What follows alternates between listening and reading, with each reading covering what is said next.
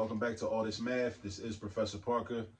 And make sure you subscribe to the All This Math YouTube channel. Make sure you like the videos, like this video. Make sure you share. Make sure you tell people about what we're doing. We're teaching math to the black community. All right? So today, we're doing some big back math, right?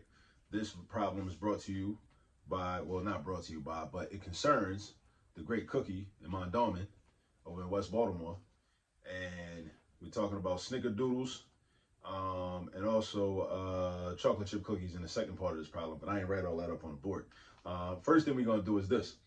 Snickerdoodles sell for $24.95 a pound. So for 1 pound, will cost you $24.95. Now, for 2 pounds though, it will cost you $36.95. So we're gonna figure out what the unit price is. Well, the unit price we know for 1 pound is already $24.95. We already know that, right? So let's write that up there. All right, so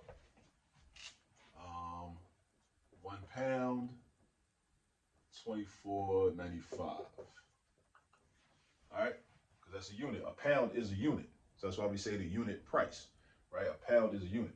But if it's 2 pounds, we want to know how much 1 pound is worth at this price though. Because for 2 pounds, you pay this much. But if we want to break it down into units, so for 2 pounds, LB stands for pounds, right? You would do $36.95 divided by 2. $36.95 divided by 2. You break that $36.95 up into 2 equal parts. That's the purpose of division. You divide $36.95 into 2 equal parts. $36.95 divided by 2. All right, so go to your calculator for that. I'm not doing that off the top. Off the top, I mean, you can take half of 36. 36 divided by 2 is 18. But then you got to take half of 95 cents. Half of 95 cents is like 45. Break 95 into 90 and 5. So that would be 45 and 2.5. 45 plus 2.5 is 47.5. Round that up because we're dealing with change. 47.5 is 48. So that's 48 cents. So basically, all right, $18.48. So I didn't even need to grab the calculator.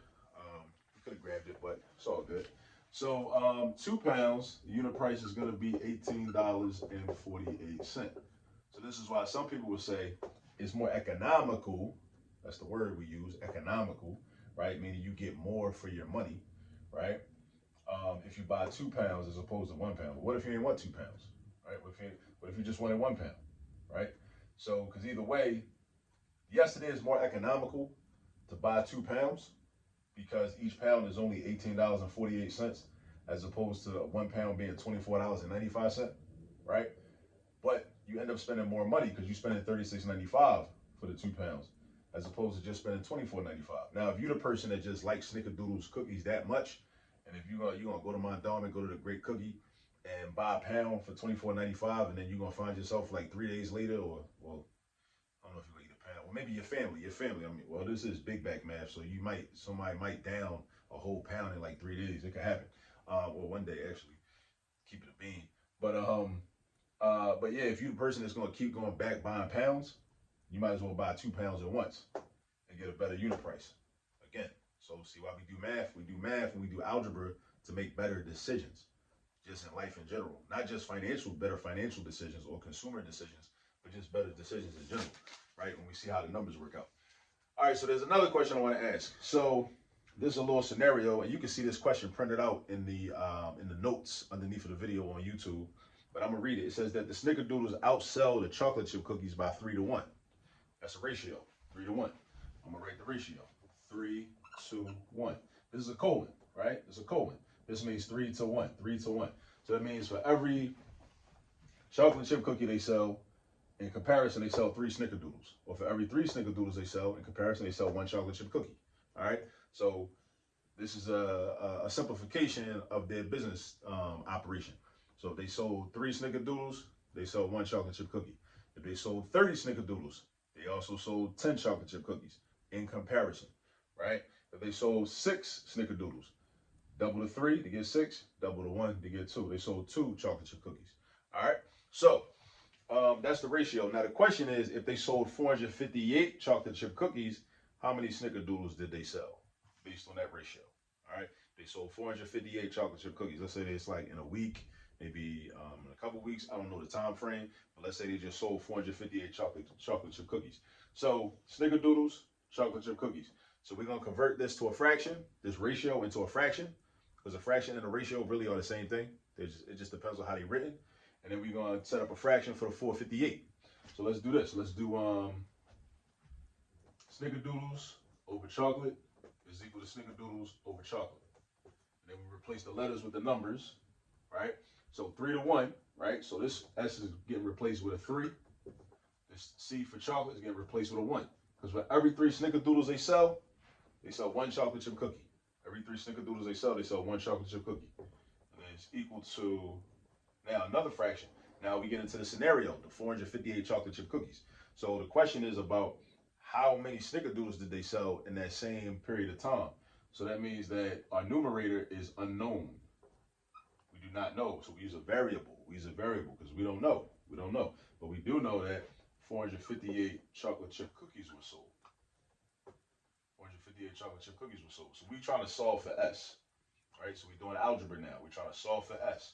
So I cross multiply using what I call the Malcolm X method, right? 3 times 458. Then I'm going to cross multiply again.